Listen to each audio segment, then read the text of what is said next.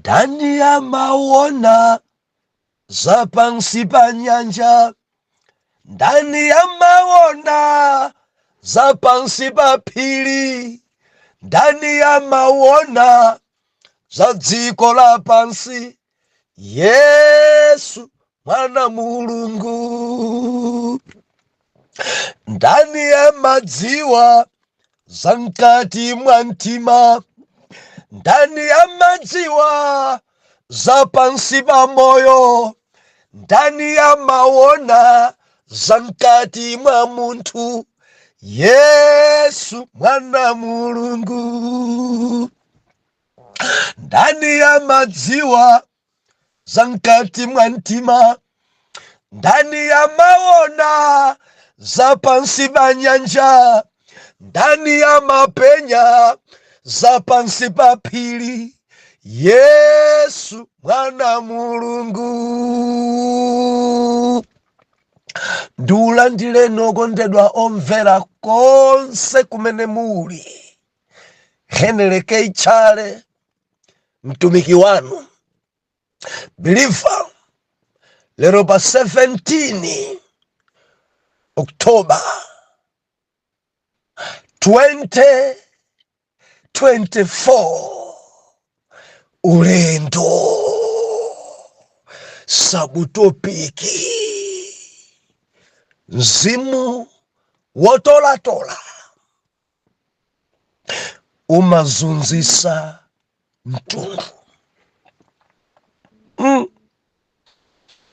Ambuya dithandize, ambuya dithandize. Nzowawa kuzunzisa mtundu, kupwedekesa anthu osachimwa. Ambuya dithandize. Tiwerenga buku la Joshua chapter number 7 verse number 16. Biliva tiwerenga kwambiri lero. Verse number 16 kuimaliziratu yonse. Mawotsogolera kuchimwa kwa Akani. Verse number 16. Ndipo Joshua nalawirira mamawa, nayandikitsa Israeli fuko ndi fuko, ndi fuko la Yuda linagwidwa. Nayandikitsa zibale za Yuda, nagwidwa chibale cha Azari. Nayandikitsa chibale cha Azari modzi, nagwidwa Zabedi. Nayandikitsa anyumba yache modzi, ndipo Akani mwana wa Kalimu, mwana wa Zabedi, mwana wa Zela wa fuko la Yuda adagwidwa. Ndipo Joshua anati kwa Akani, mwananga, uchitiretu ulemu Yehova Mulungu wa Israeli, numulemekeze iye. Nduze tsopano wachitanji usandibisire.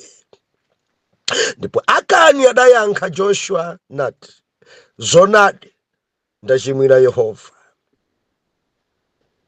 Mulungu wa Israeli, ndachita zakuti. 21 verse. Pamenepo ndidaona zofunkha mayala abwino akupapulo, ndi masekeli 200 asiliva, ndi chikute cha golide, kulemera kwake masekeli 50. Ndinazikumbira ndi kuzitenga, ndipo taonani ndazibisa nthaka pakati pa hema wanga, ndi siliva pansi pachepo. Pamenepo Joshua anatuma mithenga, iwo nathamangira ku hema, ndipo taonani zinabisika mhema mwake ndi siliva pansi pake. Ndipo anazichotsa pakati pa hema, nabwera nazo kwa Joshua ndi kwa ana onse a Israeli nazitulusa pamaso pa Yehova. Ndipo Joshua ndi Aisraeli onse naye adatenga Akani pamandikhudza pa bwanja apa. Adatenga Akani mwana wa Zera ndi siliva ndi mayalawo ndi chikute cha golide ndi ana ache aamuna ndi aakazi ndi ng'ombe zache ndi bulu wache ndi nkhosa zake ndi hema wache ndi zache zonse, nakwera nazo ku chigwa cha Akori. Ndipo Joshua anati, watisausiranji? Verse number 25 believer pali mawu. Watisausiranji? Yehova adza kusausa lero lino. Ndipo Aisraeli onse adamponya miyala nawatentha ndi moto, nawaponya miyala. Ndipo adamuunjikira mulu waukulu wa miyala wokhalako kufikira na lero lino. Ndipo Yehova anatembenukira kusiya mkwiyo wace waukulu. Chifukwa chache anatcha dzina lake la malo chigwa cha Akori mpaka lero lino. Tipemphere. Mulungu wodabwitsa, odziwa zonse, openya chilichonse, palibe amene angakuzembeni, palibe amene angakuposiseni. Zikomo. Inuyo ndi loya. Zikomo. Inuyo ndi mfumu. Zikomo. Inu ndina malenga. Zikomo. Mutilankhule, mutilimbikitse, ndipo tidzamva m'dzina la Yesu. Amen. Believer, dzulo ndi dzanalo tinali nsabu topiki timakamba dzana kubala, ndi tinaphunzira kuti kukhala mzimayi ndi utumiki.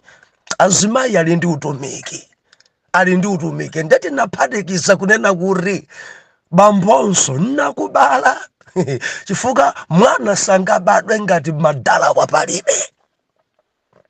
Ndiye dziko imanena kuti kodi ilipo kaya tsiku la abambo amangoti anakubala, Mother's Day anakubala, madala watone ngati aponyedwa akunja.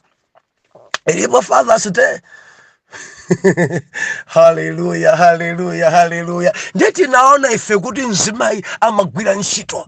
Believer kubereka nkowawa leba njowawa.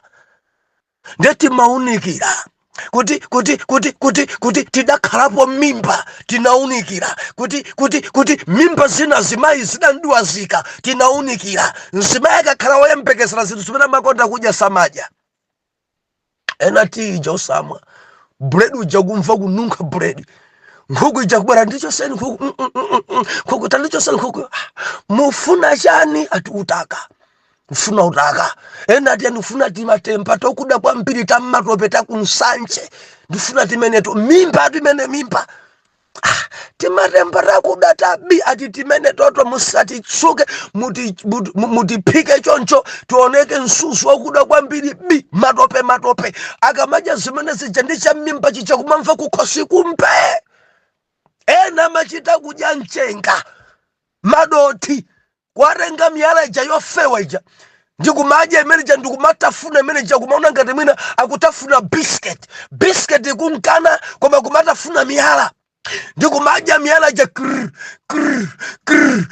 tandibwereserani madzi kumbweresera babanja ndibweresere madzi otentha asakhala mfriji, madzi a friji aja kudana na ndifuna madzi. Mimba. Believer tinadzona zimenezi kukhala mzimayi ndi utumiki. Kubereka mwana kumbuyo, kusintha matewera, pang'ono mwana nsambitsa, pang'ono achapa, pang'ono mpaka na mwana uja kamati mwana ujakula, mwana uja wayamba kukwawa, mwana wayamba kuyima, mwana wayamba kuyenda. Kumakhala kuti mzimayi watumikira mopya kwambiri. Mulungu akudalitseni azimayi nonse. Mulungu apitilize kukusungani. Akupaseni bedi mtima opilira wokhazikika ndi osamala mwana. Lero mwana aliyense kudziko kuno ukamayenda bwinobwino nsana ubwinobwino miyendo bwinobwino amayaja amachita kuongola mama muchona mena kuonekeramu mphuno ikhozo dzapotoka amaisina mene kuonekera kuti kamwali likhozo ng'ambika kwambiri sina mene kuonekera mutu tikaopusira chidzakhala chimutu chakhakakha chosakhala bwino kuchita kuchibweza kusina amagwira ntchito. Mulungu akudaliseni na kubala nonse. Ndedzulo ife timaona kuphimbo maliseche udindo wa mwana infe oleredwa ife amene tidazunza makolo mimba, amene tidazunza amayi mimba, pamene tabadwa tili ndi udindo ophimba. Osati kuseka, osamaseka makolo, osamaseka mayi ako, osamaseka bambo ako, osamaseka akuluakulu. Ayi dzenyamata dzina jazimayi dzina dzamwano dzoseka wakulu. Tisamaseke koma kwaphimba, tisamaseke koma kuphimba maliseche wawo. Ndi udindo wa mwana aliyense kuphimba maliseche wa Atate. Koma dziko langa ladzaza ndi chinzimu cha hamu choseka. Mangoseka basi. Andisangalasa semu ndi yafeta kuti no ife sitikuseka nawo koma tukupita kaveka, tukupita kaphimba, tukupita kachoso cha manyazi. Ife tukupita kaphimba, adanyamuka nyamata atatenga blanketi yao, atatenga chofunda chao akenda chambuyo. Ndetso manena kuti pirifa yenda chambuyo kaphimbe, yenda chambuyo kaphimbe. Makolo wako asachite mvesa chisone, yenda chambuyo ukaphimbe. Pali chamanyasi chikuchitika kuntundu, yenda chambuyo ukaphimbe. Pali chamanyasi chikuchitika pa atate wako, yenda chambuyo ukaphimbe, yenda chambuyo ukaphimbe. Believer, yenda chambuyo ukaphimbe atate yako. Kaphimbe na mayano, kaphimbe na dadiano. Samara da kaphimbe na dadiano. Kaphimbe ndi udindo wa mwana. Ndinu mwana inu kwa wina wake kaphimbeni. Olokutati kuntundu konse kwatha. Alipo yena kuntundu kwa achibale abambwanu, achibale amayanu kaphimbeni. Tamayanga damwalira, mebambwanga damwalira. Kuntundu kujalipo. Mukundimva pa ulendo. Pitani mukalumikizise chibale. Ena ndi zimfiti. Musamazitsanza zimfitiso. Pitani mukalumikizise chibale. Chitanje chanu chanakubala. Kandi kaphando kena. Muli kutali tangwatumiza mugula chitanje chanakubala. Muchite kwa dzidzimusa. Ata holide dusa atata dzidzimusa ninu. Kuphimbo maliseche wa Atare. Osamasekana hayi chithazu chawo chicha sadza kuvala amene amandipasa manyazi abusa amene wa bwanjo sangophimba maliseche. Amalalikira bwino koma mkulu wache majeketa mavala ya atali ko basi osangophimba bwanjo maliseche. Osangophimba maliseche bwanjo. Chinzimu cha hamu choseka out. Ena maklamu kuseka zilumike ni marembero ameno. Osangophimba maliseche bwanjo. Ambuya kulankhuleni bilifa lero ndili nkarundo. Chapter number 7 cha buku la Joshua. Day tinakamba nakuti tinayamba kupakumba nakuti kuli chinzimu ichi kudziko kuno chosolola, chinzimu chotolatola. Bilifa chinzimu ichi chikakugwira chimakuzunza, chinzimu ichi chosololachi ukangona chinthu mtima wako ba uponye ncho endi umakhoza kuba chinthu linacho kunyumba. Chinzimu ichi kurekuti lindi akwayala ambiri mbava, tindi akula mpingo ambiri wosolola, tindi amaya chigwirizano ambiri otolatola akutolatola zintchito. Ena akuba ngakhale zakutchalichi, ena amene akuba mabungwemu ali ndi orphanage, amathandiza ku orphanage, amatumikira pa ministry ina, koma amene akusololera kumeneko bilifa ramvera, Jehova sungambisire, kulibe chinsinsi pamaso pa Mulungu. Amaona zopezeka pansi pa nyanja, amaona zopezeka pansi pa phiri. Bilifa sanditsutse, Mulungu amaona kuti pansi pa phiri apa pali mafuta. Mulungu amaona pansi pa nyanja apa pali golide. Mulungu amaona zimene kuganiza mu mtima mwako. Mulungu amaona chimene wachichita pakati pa usiku. Mulungu amaona chinsinsi chonse, olo mafoni anu onse amene mumayimbaja. Mulungu amamva zonse, palibe chinsinsi. Mene mumalankhulira ndi akazi ena, Mulungu akudziwa. Mene mumalankhulira ndi amuna eni ake, Mulungu akudziwa. Mene maaudio mwatumizira, zimene mwachita delete mu foni mwanu, Mulungu zonsezo aona. Zithunzi zoyipa zimene mwatumizira anthu ena, zonsezo Mulungu aona. Simungambisire Mulungu, palibe chinsinsi. Buku la Joshua chapter number 6. Bilifa tidaona ife Mulungu akulangiza, akumuwuza Joshua, ndapereka mzindawu ndi mfumu yake komanso ngwazi zonse m'dzanja lako. Chenjezo langa Joshua nali, mmene mumuli dzinthu, musayerekeze kutenga choperekedwacho. Mmene mumuli dzinthu, zonse zimene mungafunkhe zibwere pamaso panga. Wina sasolole, wina sarenge. Endi Joshua daima nalengesa pa Israeli, musayerekeze kubisa kanthu, musayerekeze kutenga kanthu, musayerekeze. Gulu lonse lija lidamva, koma Baibulo ikutiuza kuti kamwana kena, kamtundu kena, kafuko kena, uyu wopezeka fuko la Ayuda. Zondikhudza bwanjine? Zondikhudza tu munthu uyuyu mbafuko la Ayuda. Mbava ikupezeka mufuko la Ayuda. Malemba anena kuti Nyamarayi adasolola, mpando jodagwa adasolola. Adasolola sadauze munthu, adangodzera kazibisa. Endi Bible nakuti adadzibisa nyumba mwacho kudzikumbira pansi. Mkazi achi adaona, ana achi adaona. Mukudziwa umpava winawo, mkazi amadziwa kuti chimamuna ichi ndi chimpava ichi. Pena zimayi ena amanena kudzudzula, chonde pambwake Junior, nthawi zonse umpava zidzakuvutani, nimafuna ndilimbikitsa zimayi orere. Mdzudzuleni mkulu uyu adzakusunzitsani mawa. Mdzudzuleni mkulu uyu azileke. Ngati mamuna wanu ngosalola akamabweresa zinthu kumabisa nyumba, mdzudzuleni mulangizeni mukhale naye pansi. Koma ngati simutelo, tsiku lina nonse inu ndi ana anu nonse mudzakhala pa mavuto akulu kwambiri. And message mudzayikumbukira.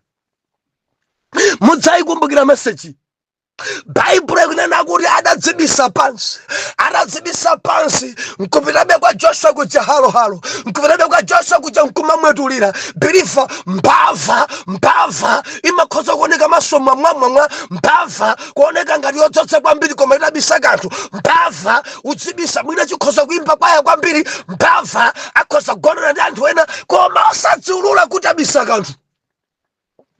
Zimene zikuchitika apa nde Joshua kutuma anthu ku Ai, bwanji mzinda uwononge.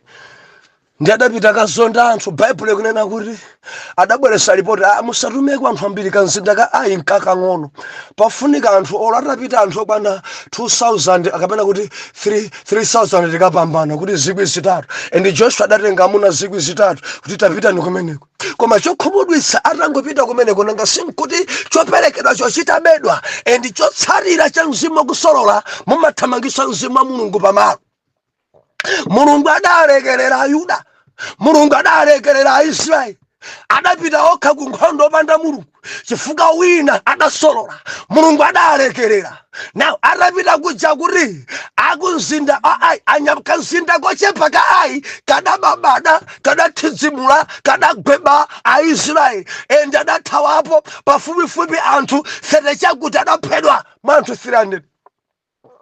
Adabwera akuthawa akuti anyamata adathamangisa adapitikisa adababada adawalikita adawagweba. Ndakufika kwa Joshua tafa nde Joshua tadang'amba zovala. Joshua kung'amba mwinjiro wake pamaso pa Jehova ndikugwesa nkhope yake nayamba upembedzera ndakumfunsa Mulungu mwachitiranji zimenezi yawe, mwatoloseranji Yorodano tambwambwana ife, mwatichepesa manena kuti mudzakhala nane monga mudakhalira ndi Moses, mudalonjeza mudzatetezera Israeli. Anthu amba kufa m'manja mwanga, anthu akuthawa ayi m'manja mwanga, zayamba kuwawa m'manja mwanga, tayamba kutsika m'manja mwanga. Akanani atinyoza, dzina lanu lichepesedwa. Mwachitiranji, mwatoloseranji, bora tikadakhala tsidya lija dzuchitika dziyawe, mwapangira chonchi.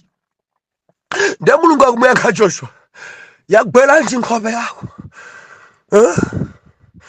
wang'ambiranji mkanjo wako, ndidane nanji, ndidati mbava sindikuzifuna, ndidakusani musatenge chopereka.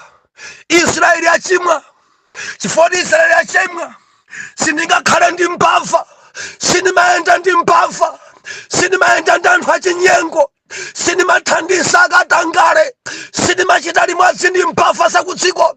Ndakulekererani chifukwa chache ayi yakubabadani, ndakulekererani chifukwa chache ambiri aphedwa. Ngati simusamala mufa zenizeni. Apa zangoyamba amene aphedwa ngochepa. Joshua tamvera, ngari suchosa chimenechi, suzindikira ameneyi, sabwera kudzala pa Israeli. Ndikulikitani, ndikulekererani. Adani anu akuzunzani kopi, adani anu akuzunzani kopi. Joshua kuti ndidziwa bwanji, Mulungu ndidziwa bwanji, ndidziwa bwanji ati mawa chimene uchite usonkhanise Israeli ndipo uyike fuko payokha pakhale maere, fuko payokha pakhale maere, ndipo fuko lina lidzagwidwa.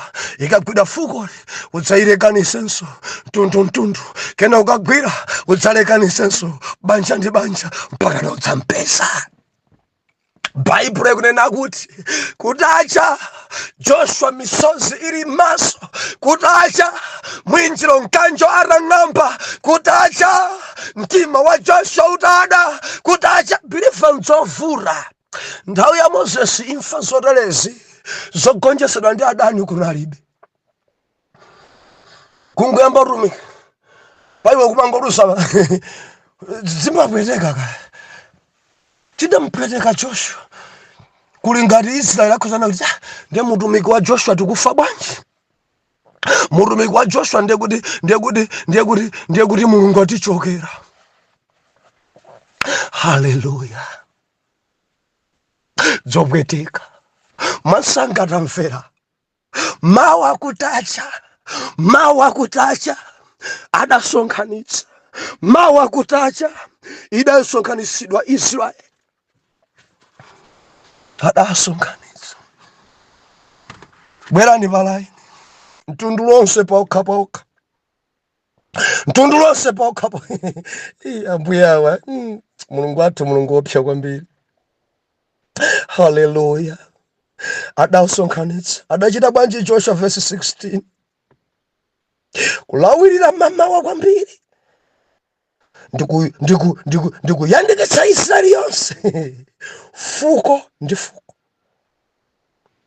Atawayandikitsa kuti atawapatula kuti fuko la Yuda lidagwidwa. Ndipo fuko la Yudamo adayandikitsa zibale ndi zibale. Oh, hallelujah. Mulungu ngokoma. Atawayandikitsa akuti pachibale ndi chibale amene adagwidwa ndi Azari.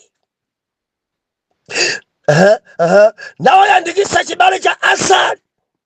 Mmodzi anagwidwa ndi Zabidi. Anayandikitsa wasabidiwa nyumba ndi nyumba. Mmodzi anagwidwa ndiye ndani?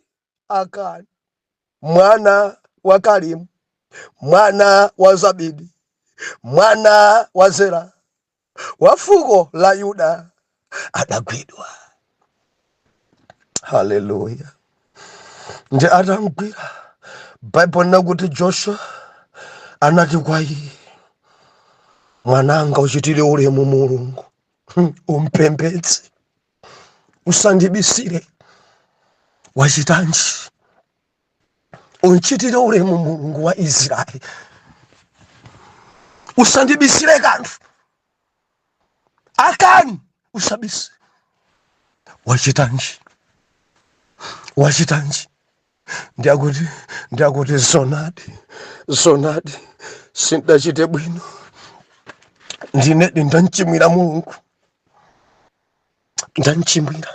Joshua mafuna dziwe, wachimwa bwanji? Wachitanji? Nena poyera pano mwananga, wachitanji? Haleluya. Verse number 20 nakuti, nanena zonadi ndachimwira Yehova Mulungu wa Israeli, ndachita zakuti. Verse 20 sakuzitchula koma mukapita pa 21 mudzamva kuzinena ekha mpakamwa pake, ndachita choyipa. Watenganji? Ati ndidaona mayala. Believer sheti yeni mwinjiro mkanjo weni. Ati ndaona mayala achibabulo munzinda muja. Adandikopa kwambiri.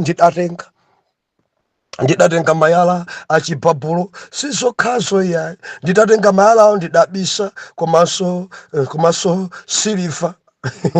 Haleluya. Ndi masekeli 200 asiliva ndi chikute cha golide, kulemera kwache masekeli 50. Half kg limene 2 kg plus half kg. Iko mbava. Believer zimene adatenga nkulu 2.5 kg. 2.5 kg. Ndi mayala akupapu 2.5 kg. Chimene chikundikhudza pansi pasopano thaya pane mathamanga. Adaruma anthu pitani. Zilikuwa nati ndidadzikumbira nyumba kudzika pansi. Funso nkumari, mkazi wake sadaone kuti akukumba munanga. Ana ake sadaone kuti adada kukumba kubisa zinthu. Onse ajadango yang'ana kuzunzisa mtundu zimapesa isi. Bible ikunena kuti adarumidwa asilikali katengeni, adapita kazifukula nyumba mutenti, nkubwera nazo poyera. Israeli aliyense kudabwa bambo ungapesa anthu Joshua kuti mbava ijandi ni khuluku uyu chosamva chija ichi chapesa anthu ichi. Taganiza nkuti pamene paja padali ana ena bambo awo adafa ku Ai, padali ena bale awo adafa ku Ai. Ankamona bwanji Akani udapesa bale athu kutegwa amene adamgenda ndi aja amene amuna awo adafa ku nkhondo, amene adamgenda kwambiri ndi aja ana awo amene adafa ku Ai. Ungapesa anthu chifukwa cha mayala? Ungapesa anthu chifukwa cha 2.5 kg mbava? Ndi Bible nakuti adamgwira Akani, mkazi wake, ana ake onse mpaka nawo awa tichite kuagenda afe ndi miyala. Osati okha kugwira ng'ombe za. Taganiza munthu adaba zinthu chonchi, adali ndi ng'ombe, adali ndi nkhosa, adali ndi mbuzi, adali ndi dziwero. Paja Yuda machuka ndikuwera, adali ndi dziwero. Koma chinzimu cha umbava chikakugwira umaba zinthu uli nazo kale. Ndi manena pano, ena materioni amapita akabatishwa ku ofisi, ena materioni amakababe kubera namasiye, ena amagalimoto ambiri zimbava zimabisa beka nthu biliva ndi chiwanda. Kuba ndi chiwanda, kuba ndi chinzimu choyipa. Kutolatola kumakhala chiwanda chikakugwira umaba chilichonse. Olo kunyumba kwako naso umababe. Makapu ati ulu nawo kali umaba. Olo sugolo nayo kali umababe. Ena ndikunena pano muli ndi chovala cha mzungu mayala akupapu. Mudambisira mayala ake. Dress ya mzungu mudambisira. Ena mumasita kwa mzungu mudambela suti ya chikaya. Kaya. Sikuti suti yo mulibe ayi. Ndalama sunu malanda mkata kukula kwa chiwanda chakuba chikakugwira. Mangosololabe. Agwa kansi mulibwa. Kusolola kumapeseka besukuti mulibe ndalama zomakaunti mwanu koma chiwanda chikakugwira. Taonani mtundu kuzunzika. Mzimu wasolola umazunza mtundu. Mzimu wasolola umapesa osalakwa. Mzimu wasolola mkazi akumwalira. Mzimu wasolola ana akumwalira. Mzimu wasolola ng'ombe zikuphedwa. Mzimu wasolola katundu akupita. Mzimu wasolola. Ndikunena ndi ena adagwidwa. Milandu yawo ikutha ng'ombe zawo. Loya amene achajira. Koma zimene adabazo zochepa 2.5 kg ndi chimwinjiro chakupapulu. Ungazunzise nkasi. Ena anu muli pa ntchito lino nokha akazi anu sali pa ntchito. Ana ali ku sukulu. Mufuna muzunzise mtundu. Ndikulankhula ndi wina udali pa plot, udali pa plan kuti ube uombe. Nimafuna ndikuchenjeze usazunzise mtundu. Usazunzise nkazi osachimwa. Usazunzise ana. Akangozitulukira ku ofesi kwako akuthamangisa. Akazitulukira mzungu adzakuchosa ntchito. Uli ku dziko lakutali, uli m'Malawi muno. Akakuzindikira bwana akulu, akakugwira adzakuchosa pa bungwe mene, adzakuchosa mboma. Kanzimu kotolatola ana ako adzavutika. Ndimafuna alisekhwelere khalo khulupirika. Ndilisekhwelere dzisunge. Uzikhutitsidwa zimene uli nazo. Zizikukwanira salale yako. Gwira ntchito modzipereka. Mvera Joshua zimene anena. Usamakhale wosolola. Usamakhale wakuba. Usakhale wakarangale. Usamachite choyipa chimazunzisa mtundu. Zimazunzisa sisi. Joshua akuri. Joshua dakidanda watizunziranji. Tawi yabano sikuvomereza. Believer, ndidzapa malisise mawa. Ndikufuna funso emene. Watizunziranji. Chidampweteka Joshua chimenechi. Ena anthu avutike. Nkudzanena pa mapeto ndine. Zokhudza kwambiri. Tipemphere. Adadi. Touyamikani. Palibe chobisika paino. Chimene mwana wanu uyu amachita. Zimene amaganiza. Mukusitsiwa. Palibe chachinsinsi. Inu mumaona zopezeka pansi pa mapiri komanso pansi pa nyanja. Ndipo palibe chobisika chimene munthu angachite inu usadziwa. Olo maganizo athu Mulungu mumadziwa ndi kuamvetsera. Tithandizeni tichite moona osati ngati akani. M'dzina la Yesu oyera mtima tiyankhe kuti amen and amen.